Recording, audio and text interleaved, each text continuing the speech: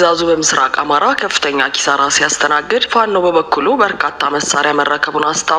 ብልጽግና የሰራዊቱን አስክሬን በድሮን ሲደበድብ ነበርም ተብሏል። ዝርዝር መረጃውን ይዘናል። አገዛዙ ኤርትራ ለፋኖ የላከችውን የጦር መሳሪያ ተተኳዥ ያስኩ ማለቱን ተከትሎ ኤርትራና ህወሓት ምላሽ ሰጥተዋል። ህወሓት የፖለቲካ ምስቅልቅሉን እኔ ላይ ማላከክ የለመደ ተግባሩ ነው ብሏል። ሰሙታላችሁ። ለ7 ዓመታት መንገዶች ተዘግተውበት በከበባው ውስጥ የሚኖረው የደራ ህዝብ ማንነታችን አማራ ነው በማለታችን እየተበቀሉን ነው ብለዋል። እየኖሩት ስላለው የሰቀቀን ኑሮ ተናግረዋል። የአሜሪካና የኢራን ውጊያ እንዳይቀሰቀስ ጥረት እየተደረገ ባለበት በኢራን ነጻ ኢንተርኔት ተለቋል ተባለ። ውድ አድማጭ ተመልካቾቻችን አብራችሁ ልትቆዩ ከፈቀዳችሁ እነዚህ መረጃዎች በዝርዝር የምናሰማችሁ ይሆናል። የቀጠና በተደረገ ውጊያ ፋኖ በርካታ መሳሪያዎችን ማግኘት መቻሉ ሲገለጽ፣ አገዛዙ የተገደሉ የራሱ ወታደሮችን በድሮን ደበደበ። በምስራቅ አማራ ቀጠና ከወልዲያ ከተማ ዙሪያ አካባቢዎች ጀምሮ እስከ ቃሊምና ቃሊም ዙሪያ አካባቢዎች ድረስ ከ13 ሰዓታት በላይ የጨበጣ ትንቅንቅ ነው። የጨበጣ ትንቅንቅ በተደረገበት ተጋድሎ በመቶዎች የሚቆጠሩ የአገዛዙ ወታደሮች ሙትና ቁስለኛ መደረጋቸውን የተገለጸ ሲሆን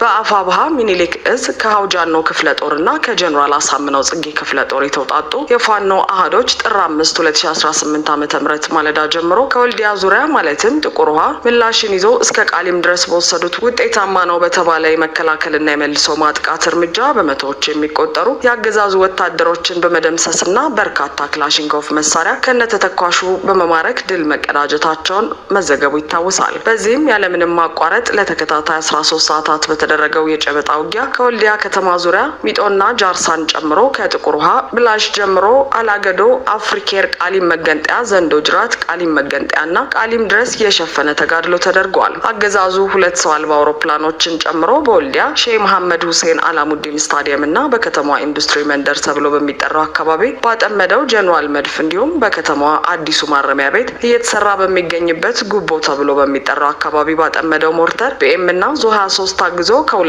እዝ የተውጣጡ ከ3 ክፍለ ጦር በላይ ወታደሮችን በሚሊሻና አድማ ብተና መንገድ መሪነት በማሰለፍ ሲዋጋ የዋለ ቢሆንም ነገር ግን ይህ ሁሉ ግትልትል ኃይል የፋኖን ጥቃት መቋቋም አቅቶት ከባድ የሆነ የሰብአዊና ቁሳዊ ኪሳራን በመከናነብ ሽንፈት አስተናግዷል። በሚኒሊክ እዝ ስር ከሀውጃኖ ክፍለ ጦርና ከጀኔራል አሳምነው ጽጌ ክፍለ ጦር የተውጣጡ የፋኖ አህዶች በወሰዱት ስኬታማ በሆነ የመከላከልና የመልሶ ማጥቃት እርምጃ በመቶዎች የሚቆጠሩ የአገዛዙ ወታደሮችን መደምሰስ ችለዋል። የጠላት ኃይል በሚደመሰሱበት ወታደሮች ልክ ተጨማሪ ኃይል እያስገባ የዋለ ሲሆን ምሽት ላይ ግን የሚጨምረውን ኃይል በማቆም 2 ሰው አልባ አውሮፕላኖች በማሰማራት ተከታታይ የዘፈቀደ ድብደባዎችን ፈጽመዋል። በዚህም በሰዓታት ልዩነት ከ12 ጊዜ በላይ የድሮን ጥቃት የተፈጸመ ሲሆን አገዛዙ የእሱን ስልጣን ለማራዘም ሲሉ ሲዋጉ በፋኖ የተገደሉ የመከላከያ ሰራዊት አባላትን አስክሬን ደብድበዋል። ይህም የፋኖ አባላቱ በውጊያው ከተገደሉ የመከላከያ ሰራዊት አባላት ላይ ክላሽና ሌሎች ወታደራዊ ንብረቶችን እንዳይሰበስቡበት በማሰብ የፈጸመው ዘግናኝ ድርጊት ነው ሲሉ ወታደራዊ ምንጮች ገልጸዋል። በድሮን ጥቃቱ በፋኖ በኩል የደረሰ ጉዳት ባይኖርም ነገር ግን በቤታቸው ውስጥ የነበሩ ንጹሃኖች ጥቃቱ እንደደረሰባቸው ተገልጸዋል። በጥቃቱ ከተገደሉ ንጹሃኖች መካከል አንድ የቤተ ክርስቲያን ጠባቂ አባትን ጨምሮ ሌሎች በቤታቸው ውስጥ የነበሩ ሴትና ህጻናት እንደሚገኙበት ታውቋል። በተጨማሪም ከወልዲያ ከተማ በሚወነጨፍ መድፍ ህይወታቸው ያለፈና የቆሰሉ ንጹሃኖች መኖራቸው የተነገረ ሲሆን የመድፍ ጥቃቱ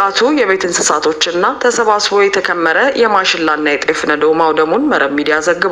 በዚሁ ቀጠና ተጠናክሮ በቀጠለው ተጋድሎ በርካታ የጠላት ኃይልን በመደምሰስ 1 ብሬንና 6 ክላሽንኮቭ በመማረክ ተከዜ ክፍለ ጦር ታላቅ ድል መጎናጸፉ ተነግሯል። የአማራ ፋኖ ብሔራዊ ኃይል ምስራቅ አማራ ቀጠና ሚኒሊክ እዝ የላስታ ጀኔራል አሳምነው ጽጌ ኮር ክንፍ የሆነው ተከዜ ክፍለ ጦር ላስታ ወረዳ ኩል መስክ ባደረጉት ከባድ ትንቅንቅ የብልጽግና ዙፋን አስጠባቂ የብርሃኑ ጁላን ሰራዊት አይቀጡ ቅጣት በመቅጣት ተከዜዎቹ ታላቅ ጀብዱ ፈጽመዋል ብሏል። ሚኒሊክ እዝ የብልጽግና ሰራዊት ከሙጃ እስከ ኩል መስክ ያካለለ በመድፍ የታገዘ ውጊያ ያደረገ ቢሆንም የአካባቢያቸውን መልክዓ ምድር ጠንቅቀው የሚያውቁት ተከዜዎቹ እንደፈለጉ ወጥተው ወርደው የአገዛዙ ሰራዊት በሚፈልጉት አግባብ ቃኝተው አንገት በማስደፋት ታላቅ ጀብዱ ፈጽመዋል ነው የተባለው። በዚያ ወደ ውጊያ 15 የጠላት ኃይል ሲደመሰስ ከ10 በላይ ቆስለኛ እንደሆነ ታውቋል። በተያያዘም 1 ብሬን፣ 6 ክላሽንኮቭ፣ 500 የብሬን ተተኳሽና 650 የክላሽ ተተኳሽ ተማርኳል ሲል እዙ ገልጿል። ይህ በእንዲህ እንዳለ የአፋብሃ ምዕራብ አማራ ቀጠና ቴዎድሮስ እዝ 109ኛ ኮር 99ኛ ክፍለ ጦር ዛሬም እንደ ትናንቱ ከእናታቸው ጉያ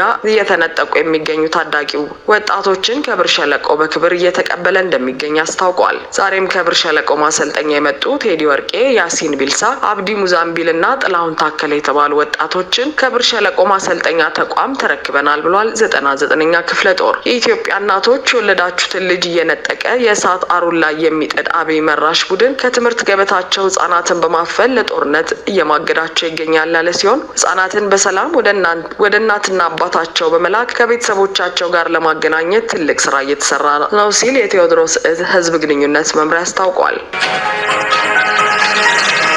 የጦር መሳሪያ ተተኳሽ ለፋኖ አስተላለፉ የተባሉት ኤርትራና ህወሓት ለብልጽግናው አገዛዝ ምላሽ ሰጡ። ህወሓትና ኤርትራ ለፋኖ የላኩትን የጦር መሳሪያ ያዝኩ ላለው ብልጽግና ምላሽ ጦርነት ለመክፈት የውሸት ባንዲራ ከ4 ኪሎ እየተውለበለበ ነው ሲል ገልጿል። ህወሓት በበኩሉ የፖለቲካ ምስቅልቅሉን እኔ ላይ ማላከኩ የለመደው ተግባሩ ነው ብሏል። የብልጽግናው አገዛዝ ልሳኖች ከ56 ሺህ በላይ ከኤርትራ ተቀብሎ ለፋኖ ሊያስተላልፍ የነበረውም ህወሓት ነው ሲሉ ዘግበውት ነበር። ለዚህ መግለጫ ምላሽ የሰጠችው ኤርትራ የአብይ አህመዱ ብልጽግና ፓርቲ ኤርትራ ላይ ለመዝመት የሚፈጥረው ሰበብ ነው በማለት በማስታወቂያ ሚኒስትሯ የማነ በኩል ክሱን አጣጥለዋለች።